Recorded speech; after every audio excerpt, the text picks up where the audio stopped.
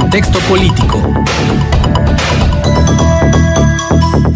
Luis Fernando Salazar Wulf, hoy movemos un poco tu horario y te agradecemos muchísimo la disposición de estar a esta hora en el espacio de contextos con lo que hoy nos traes para nosotros y para el público de Contextos. Muy buenos días, Marcela, aquí en cabina, muy buenos días al auditorio en general. Y precisamente de lo que se trata es de hacer un poco de memoria, porque la semana pasada se produjeron dos sucesos notables en relación con nuestro estado y ciudad que nos hacen cobrar conciencia de que aún vivimos en el moreirato nefasto régimen político al que debemos la actual quiebra económica, institucional y moral de la sociedad coahuilense. El primer caso tiene que ver con la demanda de amparo promovida por Humberto Moreira en contra de autoridades de la justicia mexicana que tienen a su cargo obsequiar y ejecutar las órdenes de extradición que pudieran existir en su contra. Lo anterior es consistente con la reapertura del caso que existe en España en contra de dicho personaje por el delito de uso de recursos económicos de procedencia ilícita que enfrentó hace 2 años. De acuerdo a lo acontecido en aquella ocasión, un juez español ordenó la detención de Moreira y este se libró de la acusación momentáneamente en virtud del apoyo que el gobierno de Enrique Peña Nieto le brindó en una maniobra que tuvo por objeto evidente el tapar la ola de corrupción en virtud de la cual los gobiernos estatales priistas llevaron al PRI de regreso a Los Pinos en el año 2012. 2 fueron las vertientes de apoyo del gobierno mexicano al inculpado Moreira. La primera, por medio de documentación emitida por la Secretaría de Hacienda, que sirvió para justificar, al menos en apariencia, la procedencia de los recursos relacionados con la acusación del juez español, y la segunda, a través de la Cancillería mexicana, que se convirtió en gestora de la liberación del acusado a través de nuestra embajada en el país ibérico. Con tales antecedentes, es fácil concluir que la apertura del caso en España, cuya noticia fue filtrada en noviembre pasado, había dado lugar a que los abogados de Moreira en aquel país le hayan recomendado la promoción del amparo en México para evitar la extradición. Otro acontecimiento se produce con motivo de la renovación de las dirigencias municipales del PRI en Coahuila,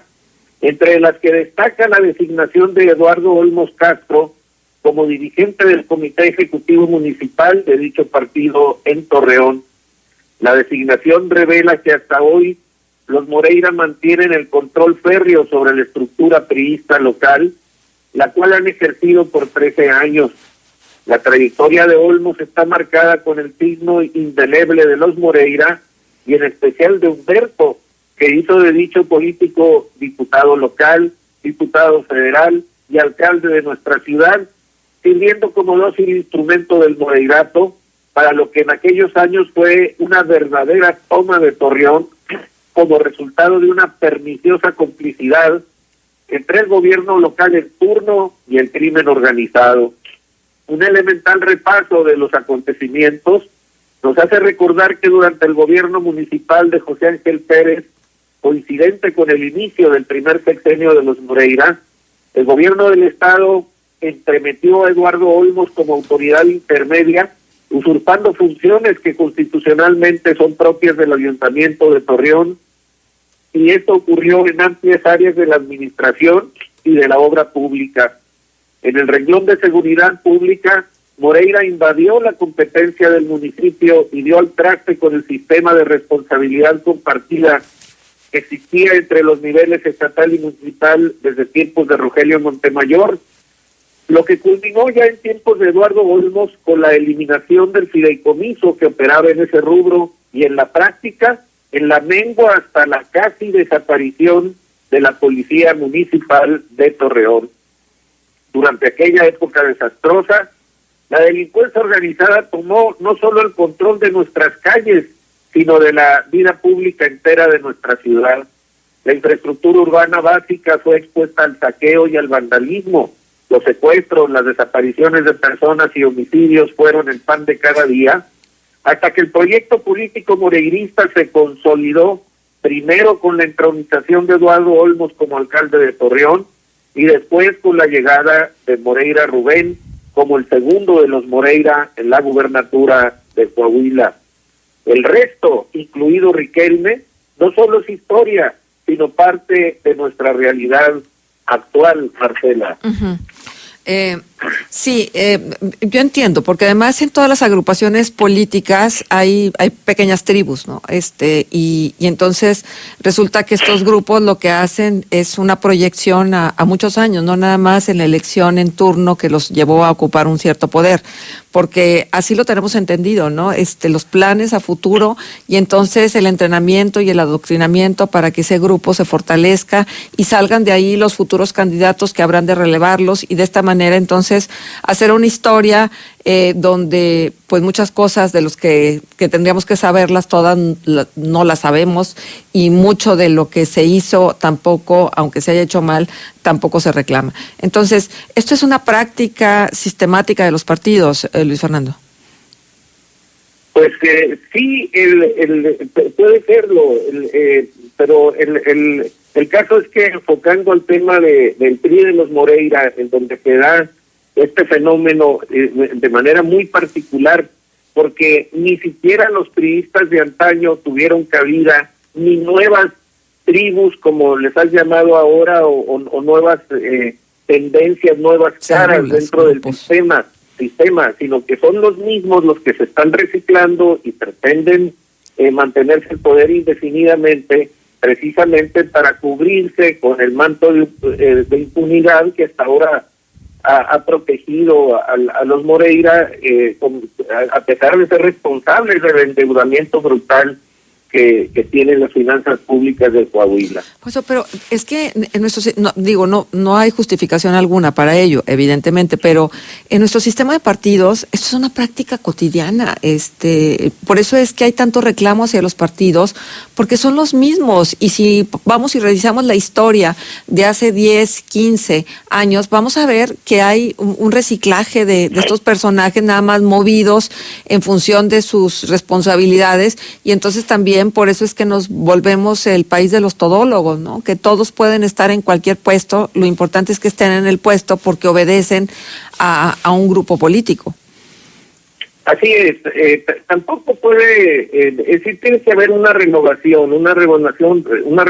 paulatina, cuyo ritmo lo da la misma sociedad, porque la sociedad es la que premia o castiga el mal o buen desempeño de los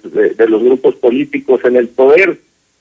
porque también pretender que todas las caras sean nuevas siempre, cada elección, pues es imposible, porque se requiere una mezcla de experiencia y renovación en todos los casos. El problema aquí es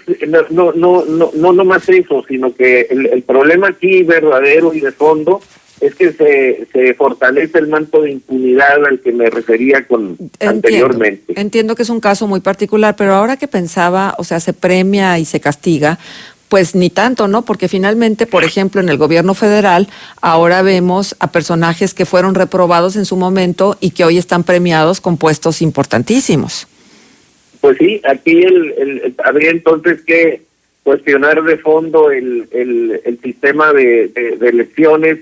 y de voto universal, porque pues en realidad eso es el resultado, lo que estamos viviendo actualmente es el resultado de una elección que fue bien llevada, cosa que no ocurre en el caso del Moreirato, en el que hubo una cooptación incluso de los órganos electorales para propiciar un fraude electoral permanente que permite otro tipo de inmovilidad. Efectivamente, también existe el riesgo de que del voto universal falle como elemento de renovación de los gobiernos, pero en ese caso pues ya es un tema que habría que reclamar a los mismos electores que somos todos nosotros. Ahora, yo creo que lo que tenemos que también revisar es si este sistema de partidos, que además, bueno, ahora con la pretensión de registro del partido de Margarita Zavala, Felipe Calderón, el partido de los gordillistas, de la familia del Bester Gordillo y de la propia del Bester, bueno, lo único que hacemos es replicar un modelo caduco que verdaderamente lo único que hace es sangrar al país. Sí, tenemos que pensar, pues, en corregir ese sistema, porque el cambiarlo por una dictadura, pues francamente no me resulta alentador, pero sí corregir los defectos que se presenten para mejorarlo y sacarlo adelante. Sí, acotar, ¿no? Acotar y cuestionarnos mucho sobre el presupuesto público de los partidos, que luego es lo que alienta a la creación, a la formación y a la permanencia de los políticos. Pues Luis Fernando, muchísimas gracias por estar con nosotros y por traernos este tema. Como siempre, un gusto recibirte aquí en Contextos. Muchas gracias a ti y saludos al auditorio en general. Gracias.